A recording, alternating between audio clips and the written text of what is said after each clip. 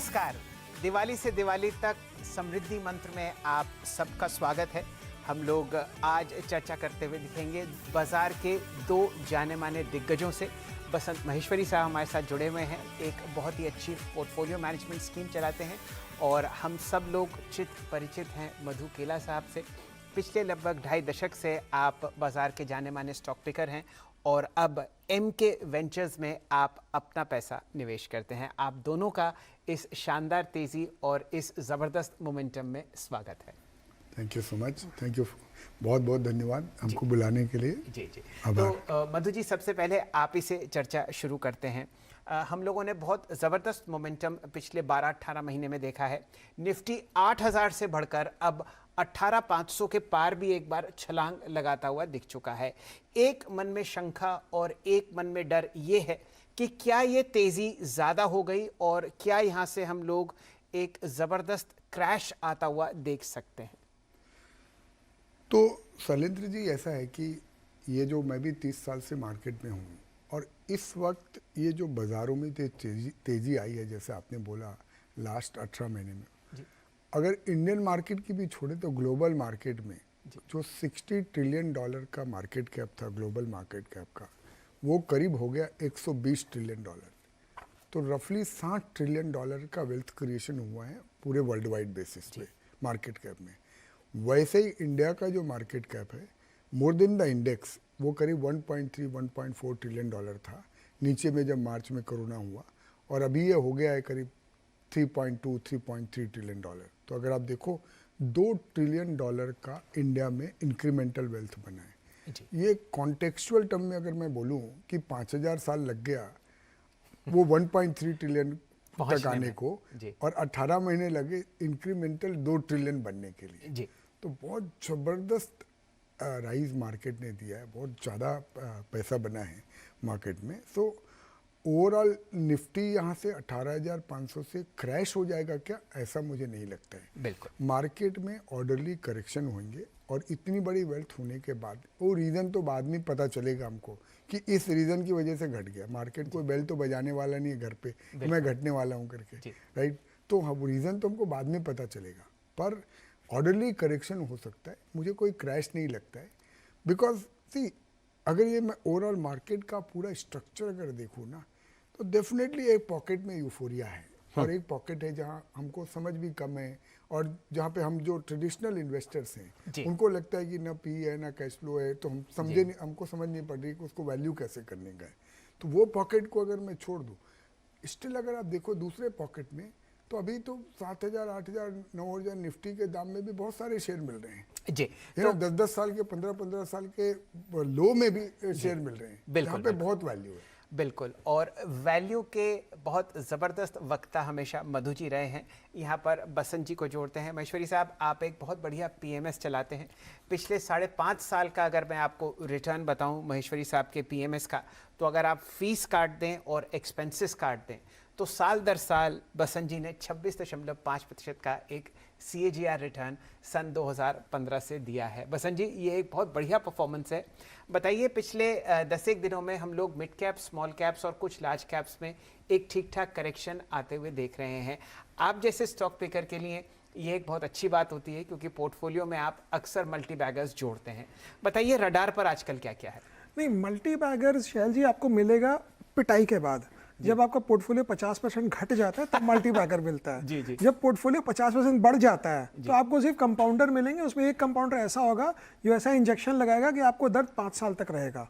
तो अभी प्रॉब्लम बाजार में मुझे ये नजर आ रही है कि आप शेयर लीजिए 10-20% गेन्स के लिए, वो तो ठीक है, लेकिन बहुत बड़ा जो मार्केट का फ्लेवर है अभी, वहां मुझे नजर नहीं आ रहा है कि बहुत। अब तेजी का बाजार और मंदी का बाजार में ये होता है, जो तेजी आपको 20 हफ्तों में देता है, मंदी आपको 20 दिनों में ले जाता है। तो उस कॉन्टेक्स्ट से देखना चाहिए। मुझे तो अभी बहुत रेयरली और बहुत ही सेलेक्टिव हिसाब से बाजार में रहेंगे तो सही हम, बट इतना कोई बहुत एक्साइटिंग नहीं लग रहा है कि ये लेते ही 5 गुना हो जाएगा 3 साल में। जी, चलिए तो इस एक ओवरऑल व्यू के साथ हम लोग इस चर्चा को आगे बढ़ाते हैं। मधु जी की राय है कि आप कोई ज़्यादा करेक्शन होते हुए देखेंगे नहीं, और बसंत जी यहाँ पर कह रहे हैं तो कि मैं करेक्ट करता हूँ, आप करेक्शन होते हुए देखेंगे, मैं क्रैश की बात नहीं कर रहा हूँ। मतलब चलिए। आप अगर ये उम्मीद है कि 18,000 वाला निफ्टी वापस 8,000 हो जाएगा, 10,000 हो जाएगा, वो नहीं लगता है। चलिए, तो फिलहाल हम लोग एक ठीक ठाक मोमेंटम में और ठीक ठाक वैल्यूएशन जोन पर कुछ इंडिसेस पर ट्रैक करते हुए दिखते हैं। अब ज़रा बात करते हैं स्टॉक पिकिंग और सेक्टर वॉचिंग की। मधु जी, आपसे शुरू करते हैं। अक्सर आप वहाँ पर खुदाई करते हैं और वहाँ पर तैरते हैं जहाँ पर फिलहाल कोई भी व्यक्ति नहीं होता। तो ऐसे 2 या 3 स्फीयर्स, ऐसी 2 या 3 पॉकेट्स जहाँ पर आपको लगता है कि इस लेवल पर भी जहाँ ओवरऑल बाजार खड़ा है वो सेक्टर्स डीप वैल्यू में है। तो जैसे मैं पब्लिक सेक्टर बैंक्स की बात मैंने काफ़ी करी है, मैं वहाँ पे वापस उसको रिपीट करूँगा। हालांकि लास्ट 1 महीने में काफ़ी लोग आ गए और स्टॉक से काफ़ी अच्छा 30-40% का अपवर्ड मूवमेंट भी देखा है, पर मुझे लगता है यहाँ पे अभी भी बहुत वैल्यू है। तो एज आई सेड, कोई भी करेक्शन आएगा, कोई भी रीज़न बनेगा, यहाँ पे अभी भी मुझे काफ़ी दम लगता है। अगर मैं 3-4 साल की अवधि से इन कंपनीज को देखूँ तो यहाँ पे अभी भी अच्छा है। और वैसे ही फाइनेंशियल स्पेस पे कुछ नीचे वाले प्राइवेट सेक्टर बैंक्स हैं, कुछ NBFC कंपनीज है, कुछ HFC कंपनीज है। अगर आप डिग कीजिएगा ना तो ये बाजार का जो 2 पहलू है मार्केट के, एक तरफ अभी भी इतनी ज़बरदस्त वैल्यू हमको दिख रही है कि आधी बुक वैल्यू पे, 0.7 बुक वैल्यू पे अच्छी कंपनियां भी मिल रही है, और दूसरी तरफ मार्केट है कि 100 time EV EBITDA, 200 time EV EBITDA, पता ही नहीं चल रहा है क्या हो रहा है वहाँ। बिल्कुल। तो मैं ये वाले कैंप में हूँ कि यहाँ पे जहाँ वैल्यू है, जहाँ पे अपने वो समझ पड़ता है, वहाँ पे लेने का। दूसरा, मैंने काफ़ी रियल इस्टेट की काफ़ी बात करी है पिछले 1 साल में, और रियल इस्टेट एक्चुअली काफ़ी अच्छा किया है। अगर आप देखिएगा चुनिंदा शेयर काफ़ी 50 से 100 से 300-400% तक का इजाफा भी हुआ है। तो इसमें भी कभी भी जहां आपको समझ पड़ता है, जो आपको कॉन्फिडेंस आता है, या रियल इस्टेट की जो एसेसरी कंपनीज है जिसमें रियल इस्टेट में बूम आने से वो एसेसरी कंपनीज में भी काफ़ी इजाफा होगा। तो जहां कहीं आपको समझ पड़ता है, जब भी कभी बाजार चांस से कभी भी कोई करेक्शन हो, तो ये 2 सेक्टर अभी भी ठीक है। अच्छा, एक बात ज़रा मैं यहाँ पर क्लैरिफाई करना चाहता हूँ। यहाँ पर दोनों बसंत जी और मधु जी जो भी आपको चर्चा करते हुए दिखेंगे, ये आप मान के चलिए कि यहाँ पर कुछ पोजीशंस आप दोनों की होंगी, और जो बात फ़िलहाल सेक्टर्स और स्टॉक्स की हो रही है वो सिर्फ एजुकेशनल पर्पसेस के लिए है। इन दोनों क्लैरिफिकेशन के साथ इस चर्चा को ज़रा और बढ़ाते हैं। मधु जी, आपने ये बात कहना ज़रा आवश्यक है, ये बहुत ज़रूरी है। बिल्कुल, क्योंकि इस वक्त हम लोग बाजार के एक ऐसे मोड़ पर बैठे हैं जहां वॉलेटिलिटी इतनी है, अच्छे से अच्छा स्टॉक, जैसा कि बसंत जी कह ही रहे थे, 2 हफ्ते में इतना करेक्ट कर जाता है कि फिर देखते ही बनता है। मधु जी, ये जो आपने बात PSU बैंक्स की करी, मैं ये मान के चलता हूँ ये आप 2 या 3 साल से ज़्यादा की तेज़ी की तरफ ध्यान दिलवा रहे हैं। हाँ, मुझे लग रहा है ऐसा। मुझे लग रहा है कि ये जो 10-15 साल का कंसोलिडेशन हुआ, जो 2008 में PSU बैंक्स ने पीक बनाया था, बिल्कुल, उसके बाद अपन 2021 में हैं, और वहाँ से भी इवन एब्सोल्यूट मार्केट कैप और रिलेटिव प्राइस परफॉर्मेंस में इस सेक्टर में कुछ भी नहीं हुआ है। बिल्कुल। तो अगर ये तेजी, जैसा मेरा अंदाजा है, ये पक्का 2-3 साल चलनी चाहिए। जी, यहाँ पर बसंत जी को भी जोड़ते हैं। बसंत जी, आप कभी हक में नहीं रहे कि सरकारी कंपनीज या बैंक्स की तरफ हमें ध्यान देना चाहिए। यहाँ पर आपकी कोई अलग व्यक्तिगत राय हो पब्लिक सेक्टर बैंक्स के बारे में, तो वो भी शेयर कीजिए। नहीं, पब्लिक, देखिए, हर चीज़ एक भाव पे बहुत अच्छी होती है। बिल्कुल। आप 5 टाइम बुक कहीं और देंगे, और हाफ टाइम बुक में आपको देखना है कि भाई, जैसे कहते हैं अंग्रेजी में कि even a banana peel is worth 25 cents, मतलब केले का छिलका का भी कोई दाम होता है, रद्दी न्यूज़पेपर के भी कोई दाम होते हैं। और अगर इकोनॉमी रिकवरी मोड में है, नीचे से ऊपर आ रही है, ग्रोथ आ रही है, तो सबसे पहले जो है NPA की सफाई होती है। अब उसमें जो बड़ी बैंक है अपनी कोटक बैंक, उसके पास तो गंदगी है ही नहीं, वो क्या साफ करेगा। तो दिवाली की सफाई जो है वो ये 2nd line 3rd line NBFCs और बैंक्स में होती है। तो वो अंदाज लेकर अगर कोई समझे कि भाई उसका परफॉर्मेंस क्या है, जैसे मधु जी तो स्टॉलवर्ट हैं इसमें, तो अगर वो एक असेसमेंट हो जाए कि इसका NPA कहाँ घट सकता है, बिकॉज इकोनॉमिक एक हो रहा है कि पैसा जब आता है ना, तो आपके 90% लाइफ की दर्द चली जाती है, ये तो सिर्फ शेयर बाजार है। तो उस ढंग से देखने से मुझे लगता है कि बैंक्स में रियल एस्टेट का दाम बढ़ेगा, सारे कोलैटरल होल्ड कर रहे हैं। अब मैंने किसी को लोन दिया, उसके दाम ही 80 लाख की प्रॉपर्टी थी, वो प्रॉपर्टी 1 करोड़ 20 की हो गई, तो मेरा लोन तो सिक्योर हो गया। बिल्कुल। तो वो एंगल अभी मुझे लगता है लगाना बचा है। मैं बसंत जी का एक बोलता हूँ, ये एक दिवाली नहीं, ये 6 दिवाली से सफाई चल रही है इनकी। जी जी तो बिल्कुल। ये 6 दिवाली में इन्होंने again sector as a whole में 11 लाख करोड़ का प्रोविजन पब्लिक सेक्टर बैंकों ने कंबाइन करके किया है फ्रॉम 2015 टू 2021। 11 लाख करोड़ और इनका करीब 10 लाख करोड़ का ऑपरेटिंग प्रॉफिट बना है ये ड्यूरेशन में। तो 1 लाख करोड़ का नेट नुकसान हुआ है पिछले 6 साल में।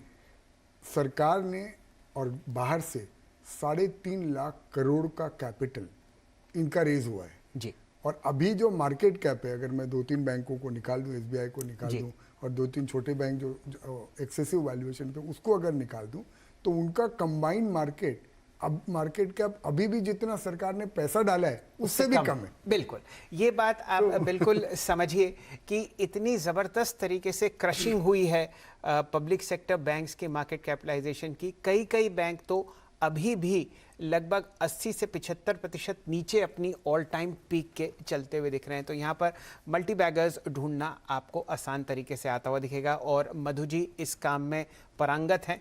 पिछले 25 साल से मैं देख रहा हूँ और 30 साल से आप एग्जैक्टली यही काम करते हुए देख रहे हैं। बसंत जी, ये आपकी तरफ से आएगा। अक्सर हम लोग पीएसयू बैंक्स को एक ट्रेडिंग जोन में देखते हैं, जब बहुत सस्ता हो तब खरीद लो और जब सस्ता रह जाए तो आप उसे बेच दो। यहाँ पर 1-2 बातें अगर आप पीएसयू बैंक्स की परेशानियों के बारे में करें तो वो एक बैलेंस हो जाएगा।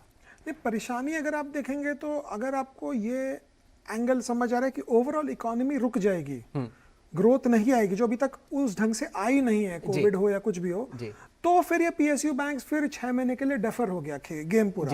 फिर आपकी वो कोटक बैंक और एचडीएफसी बैंक जो ऑटो पायलट है, एस्केलेटर में आप बैठ गए, एयरपोर्ट पे इधर से उधर 2 किलोमीटर ट्रैवल कर लिए, वो उधर है।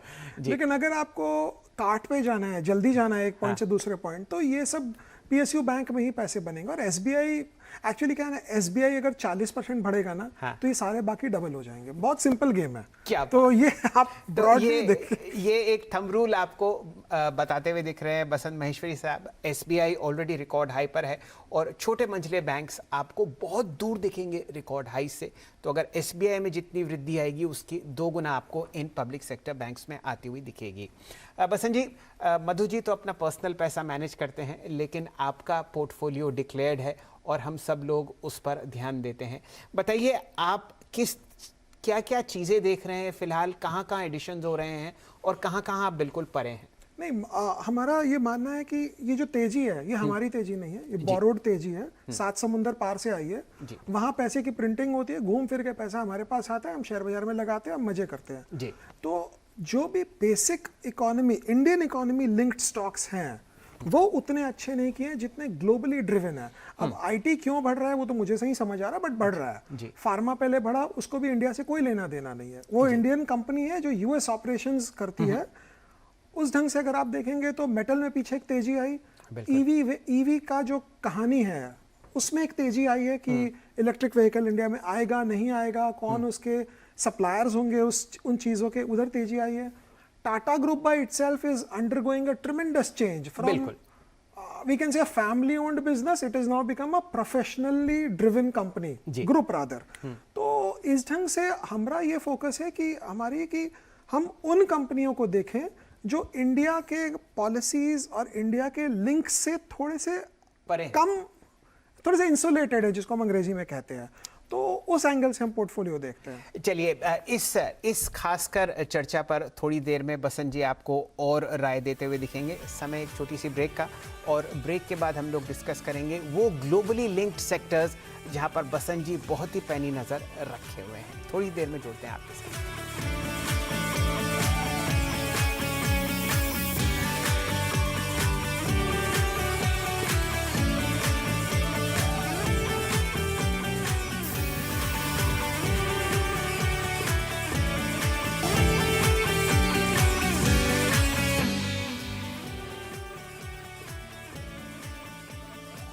नमस्कार। दिवाली से दिवाली तक के समृद्धि मंत्र में आपका स्वागत है। बहुत ही इंटरेस्टिंग और बहुत ही ज़बरदस्त चर्चा हो रही है मधु केला साहब से और बसंत महेश्वरी साहब से। आप दोनों जो भी चर्चा करते हुए दिख रहे हैं, आप सब मान के चलिए कि वहाँ पर एक वेस्टेड इंटरेस्ट है और जो भी सेक्टर्स और स्टॉक्स डिस्कस हो रहे हैं वो सिर्फ एजुकेशनल पर्पसेस के लिए हैं। बसंत जी, जाने से पहले हम लोग चर्चा कर रहे थे ग्लोबली लिंक्ड सेक्टर्स की और मेटल्स की जो हम लोगों ने चहक देखी है वो देखते ही बनती है। सन 2021 का बेस्ट परफॉर्मिंग इंडेक्स निफ्टी का मेटल्स इंडेक्स रहा। यहाँ पर आपको कुछ वैल्यू दिखती है? नहीं, मुझे तो बहुत वैल्यू नज़र आती है, बिकॉज जब आपकी कंपनी अपनी मार्केट कैप 2 साल 3 साल में कमा ले, तो सिक्लिकल और नो सिक्लिकल इसमें डीसीएफ करने की ज़रूरत नहीं है जी। आपको अगर पता है कि हमारी कंपनी 3 पे ट्रेड कर रही है, अब वर्स्ट क्या होगा। और आप इस ढंग से देखना चाहिए, हर एक मेटल कंपनी को एक कैंसर था डेट का। जी। जैसे आज से कल हुआ, अगर अपने अगले हफ्ते मिलेंगे तो हमारी सारी मेटल कंपनीज थोड़ा सा और डेट चुका दी होगी। क्या बात तो है? मैं तो कहता हूं कि इधर ही अगर 6 महीना रुक जाएगा ना, हाँ। तो ये डेट फ्री हो जाएंगी 1 2 3 कंपनियां काफी। क्या बात? और इसमें एक अजीब सी बात है कि अगर केपेक्स जब तक नहीं होता है तब तक अच्छा है। हाँ। जिस दिन केपेक्स स्टार्ट होगा उसके 1.5 साल बाद मंदी आएगी। कोई भी मेटल रैली दुनिया में 300-200 साल की हिस्ट्री में सप्लाई के आने के बाद ही रुकता है। पहले डिमांड आती है, बिकॉज मुझे अब एक घर बनाना है, फॉर एग्जाम्पल 50 लाख रुपए है, मैं स्टील खरीद के लाया, सीमेंट खरीदा, ये खरीदा, मैंने तो इमीडिएट डिमांड क्रिएट कर दिया। लेकिन वो 50 लाख के घर की सप्लाई बनाने में इंक्रीमेंटल स्टील, इंक्रीमेंटल सीमेंट 3 से 5 साल लगते हैं। वो स्टॉप गैप जो अरेंजमेंट होता है उस ढंग से देखना चाहिए। और ठीक है, अभी प्रॉब्लम यह है कि जितनी एनालिस्ट कम्युनिटी है और जितने फंड मैनेजर कम्युनिटी है हमारे, वो एज्यूम कर रहे हैं कि अगले साल 20 से 30% मेटल के दाम गिर जाएंगे। जी। तो क्या वो सिक्लिकल इनपुट कंपनी में एज्यूम कर रहे हैं, वर्लपूल का जब बनाते हैं बैलेंस शीट या प्रोजेक्शन की वर्लपूल का इनपुट कॉस्ट अगले साल 30% घट जाएगा, वो नहीं कर रहे हैं। तो मुझे तो पहले ये समझ नहीं आ रहा है कि अगर आप यहाँ एज्यूम कर रहे हैं कि मेटल 30% 20% सस्ता होगा, तो आप जो यूजर इंडस्ट्री है उसमें क्यों नहीं वो एजम्पशन यूज कर रहे हैं। तो मुझे तो लग रहा है कि पासिंग फेज है, रैली अभी चालू है। अच्छा, अब आप ये बताइए बसंत जी, ये जो रैली आप मेटल में देख रहे हैं, क्या ये आयरन स्पेस में देख रहे हैं या नॉन फेरस स्पेस में दिख रहे हैं, या आपको ये सेक्युलर मूव दिखता है मेटल काउंटर में? रियली समझ आता है तो आप कोबाल्ट और लिथियम खरीद लीजिए, बिकॉज वो तो ईवी बस में की वही नहीं है। यूज होगा, तो वो मिलती नहीं है। जी। जब तक चाइना एक्सपोर्ट नहीं करता है सब कुछ ठीक है। जी। जिस दिन चाइना एक्सपोर्ट करेगा उस दिन सब कुछ खराब होने को हो सकता है। और चाइना क्यों एक्सपोर्ट नहीं करेगा वो तो दूसरी बात है, क्लाइमेट है, ये है, वो है। बट मुझे नहीं लगता है ये, मुझे और लगता ही नहीं है यहाँ पे दाम बढ़ते हुए चाहिए। ये दाम भी अगर टिक जाए ना तो भी बहुत पैसे बनेंगे। और ये जो मेटल्स की रैली आप देख रहे हैं, ना सिर्फ कमोडिटी प्राइस में बल्कि स्टॉक प्राइसेस में, ये है 18 महीने। आपको मैं सिंपल देखता हूँ, मैं तो रोज सुबह उठ के बिटकॉइन का दाम देखता हूँ जी। अगर बिटकॉइन ऊपर है तो सारे के, पहले एक जमाना था गोल्ड होता था, आई थिंक गोल्ड को धीरे धीरे बिटकॉइन रिप्लेस कर रहा है। बिटकॉइन ऊपर है तो सारे मेटल्स ऊपर होते हैं, बिटकॉइन नीचे है तो सब नीचे होता है। वो रिफ्लेशन ट्रेड जो है वो बिटकॉइन, इथेरियम और डोजकॉइन में आ गया है। जी। जी। करते नहीं है, हमको समझ नहीं आए, समझ आए दूसरी बात है, बट एंगल इस ढंग से है अभी। अच्छा मधु जी, यहाँ पर आपकी टिप्पणी भी ज़रूरी होगी। मेटल्स में उसी तरीके से बुलिश है बसंत महेश्वरी साहब, जहाँ पर आप पीएसयू बैंक्स में रैली देख रहे हैं, लेकिन हुआ ये है कि मेटल्स बहुत दौड़ चुके हैं। क्या यहाँ पर आपको वैल्यूएशंस दिक्कत में दिखती हैं, या यहाँ पर अभी भी एक अच्छी रैली बन सकती है? नहीं, वैल्यूएशन का दिक्कत नहीं है। जैसे बसंत जी ने बोला, मैं आपको डेटा दे के बोलता हूँ। 2019 में टॉप 6 स्टील जो कंपनियां हैं उनका 3.5 लाख करोड़ का डेट था और उस समय उनका 60,000 करोड़ का EBITDA था।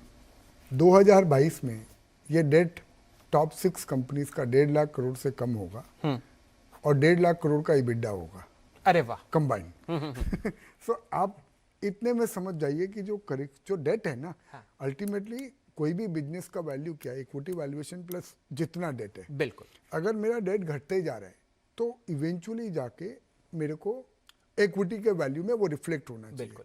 तो अगर मैं नीचे से देखूं तो बहुत शेयर प्राइस बढ़ा हुआ लगता है, पर एब्सोल्यूट वैल्यूएशन में देखूं तो अभी भी कोई यूफोरिया, कोई ऐसा नहीं है कि बहुत बढ़ गया है और कोई डिस्कम्फर्ट है। This is point number 1। Point number 2, जो चाइना की बात है ना, चाइना 60 से 80 मिलियन टन स्टील एक्सपोर्ट करता था जी, वो अब शून्य वहाँ हो पे गया। ये हो गया कि चाहे कार्बन की वजह से या पावर की वजह से अब वो एक्सपोर्ट नहीं कर रहे हैं। तो वो जो गैप है अल्टीमेटली इंडिया जैसी कंट्री को फिल भरना करना पड़ेगा। है। और वही फैक्ट है कि हमारे steel exports at the highest in last 20 years, जी और हम अभी चाइना को भी एक्सपोर्ट कर रहे हैं। बिल्कुल। तीसरी जो बात है कि अगर ये मेटल कंपनीज का देखिएगा अभी छोटी बड़ी मिला के 2 से 5 टाइम का ईवी EBITDA बाई वैल्यूएशन है, राइट।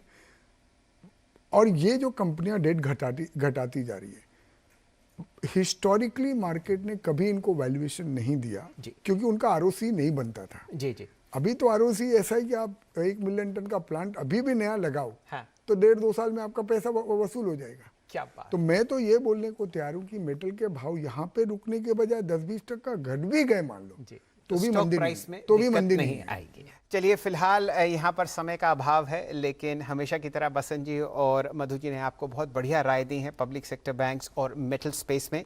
इस शो को यहीं समेटते हैं, लेकिन चर्चाएं जारी रहेंगी आगे CNBC आवाज़ पर।